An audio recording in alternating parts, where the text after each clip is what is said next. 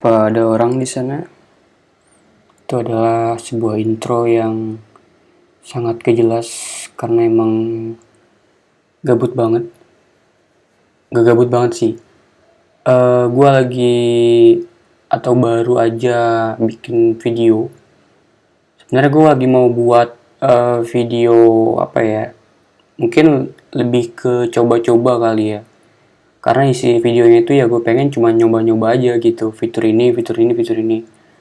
Karena kadang gue apa ya bosen gitu sama tutorial gue juga sebenarnya. Gue juga bosen sama tutorial gue yang isinya tuh kayak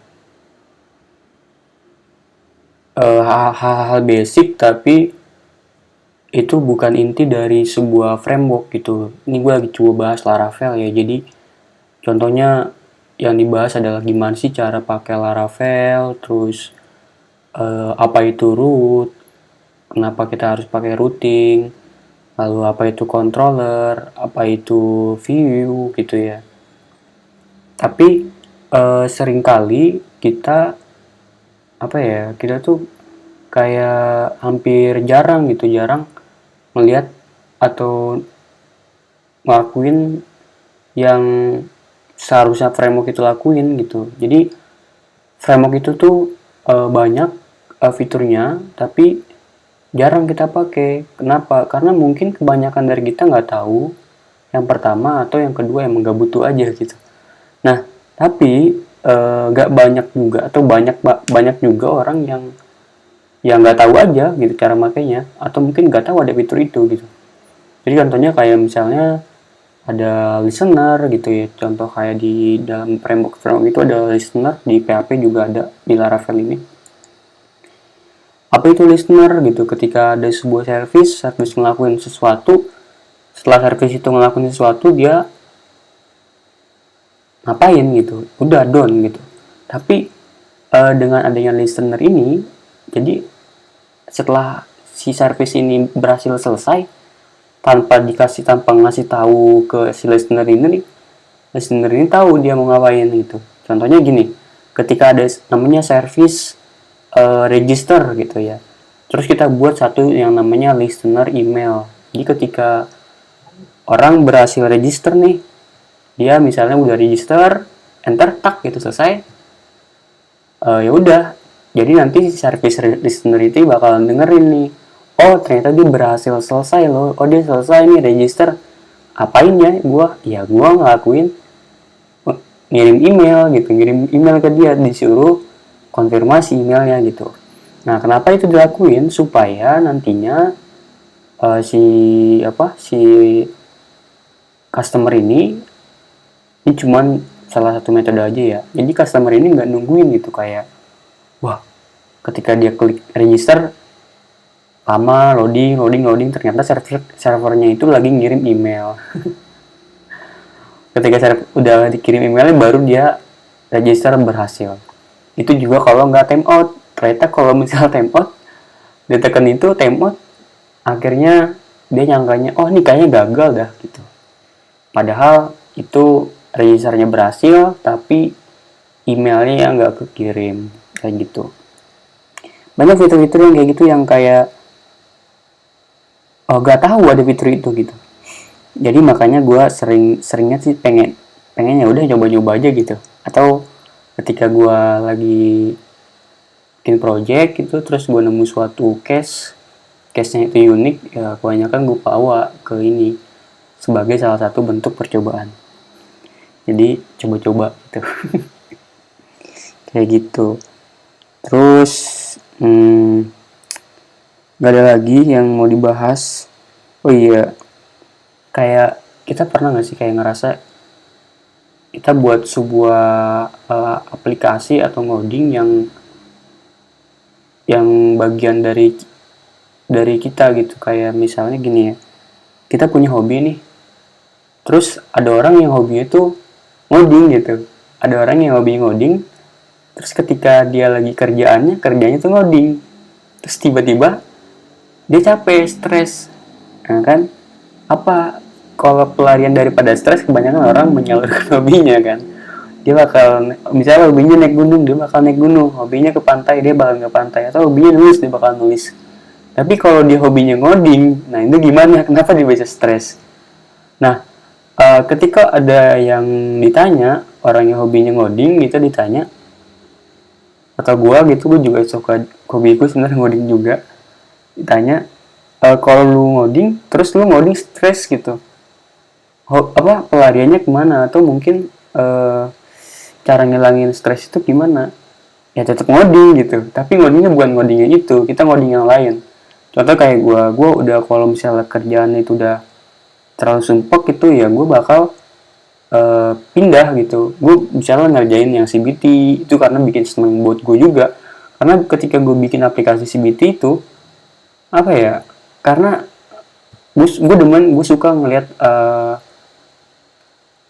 gimana mereka menggunakan aplikasi itu gitu. Jadi ketika aplikasi itu digunakan oleh orang lain, gue tuh kayak ngerasa seneng gitu.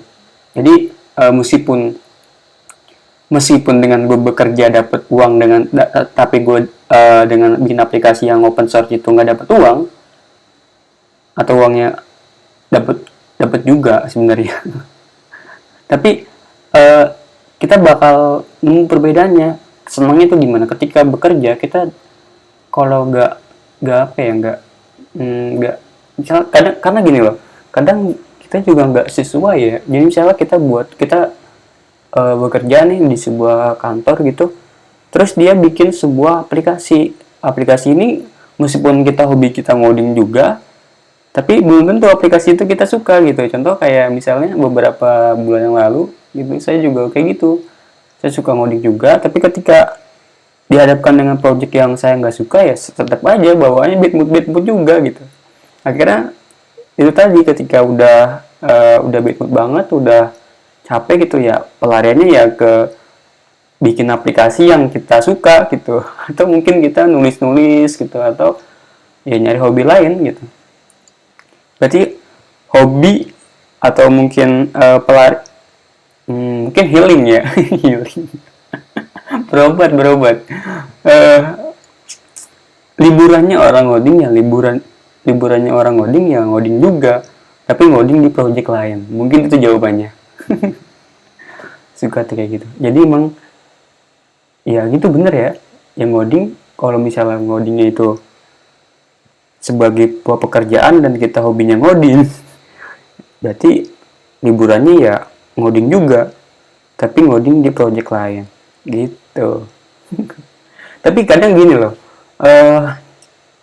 kadang kita juga suka, kalau kita buat masuk ke sebuah perusahaan gitu ya, perusahaan yang kayak perusahaan-perusahaan yang vendor gitu, atau mungkin perusahaan apa gitu, yang mana tuh aplikasinya tuh sering kita nemuin hal yang sama gitu. Contohnya kayak misalnya kita masuk ke dalam sebuah software house gitu, atau perusahaan yang bergerak membuat sebuah software gitu, dan kita buat aplikasi-aplikasi yang sama gitu, rutin gitu, gini aja, jadi kita juga bosen juga gitu. Dan kayak apa ya, mungkin kita jadi udahlah gini aja, copy aja, kopas gitu. Yang project yang udah yang existing kita copy, kita ganti apa, selesai gitu. Akhirnya apa? Akhirnya adalah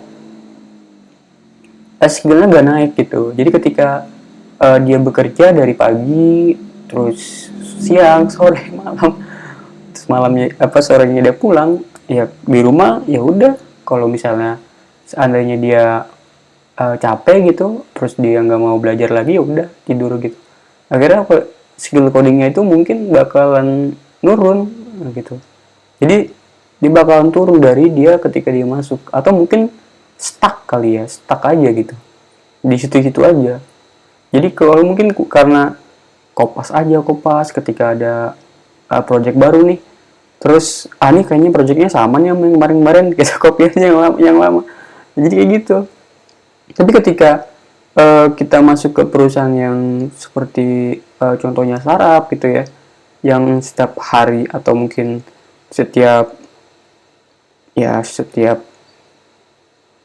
temuan di aplikasi kali ya, dia bakal mengaplikasikan sebuah teknologi baru yang bahkan teknologinya itu di Stack Overflow aja nggak ada gitu. Jadi kadang kita juga ketemu tuh hal kayak gitu. Ketika kita udah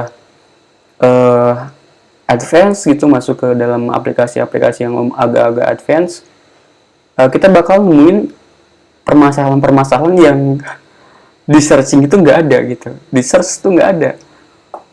Jadi contohnya adalah misal kita buat sebuah kita nemu masalah, tapi yang kita kalau kita masih masalah yang sederhana gitu, kita ketik aja masalah kita paste di Google, itu udah pasti ada jawabannya. Tapi ketika masalah kita udah mulai kompleks, kita harus memecah masalah ini akhirnya kan, pecah misalnya jadi 3, 4, 5 gitu, pecah-pecah.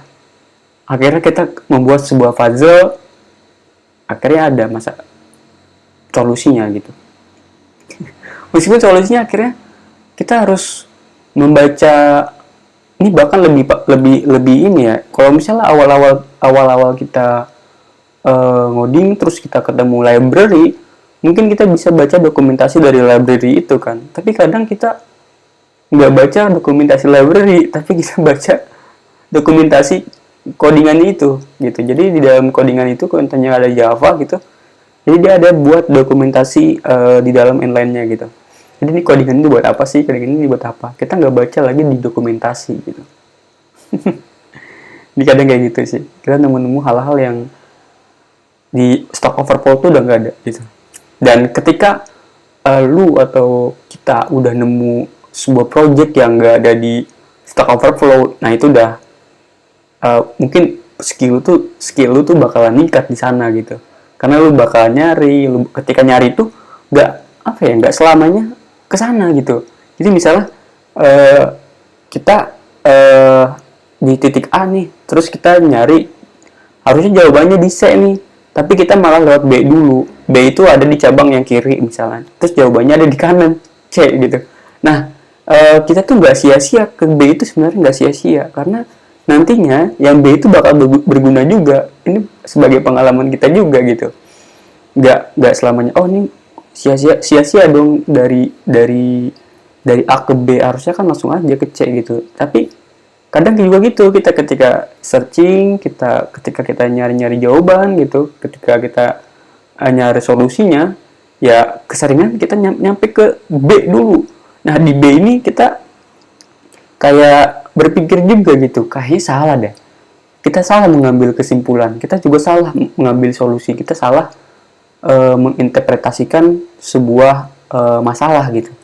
Akhirnya kita narik mundur ke belakang, lalu kita narik lagi dari A ini ke C. Jadi kita buat segitiga kayak gitu. Kita sering kayak gitu. Ketika kita udah mentok, kebanyakan dari kita juga digas terus, gas terus sampai malam, sampai stres, dia bingung, ini kok nggak bisa-bisa. Padahal sebenarnya yang harus dilakukan adalah dia coba tarik dulu ke belakang. Ini sebenarnya dia benar nggak ngambil sebuah pemahaman dia sebagai pemahaman dia untuk men-solve problem ini benar nggak? Jangan-jangan dia salah langkah, harusnya ke C tapi dia harusnya ke kiri tapi dia malah ke kanan, atau malah harusnya di kanan tapi dia malah ke kiri gitu. Jadi itu aja sih yang mau gua ngomongin di gabut-gabut kayak gini. Oke, terima kasih semuanya.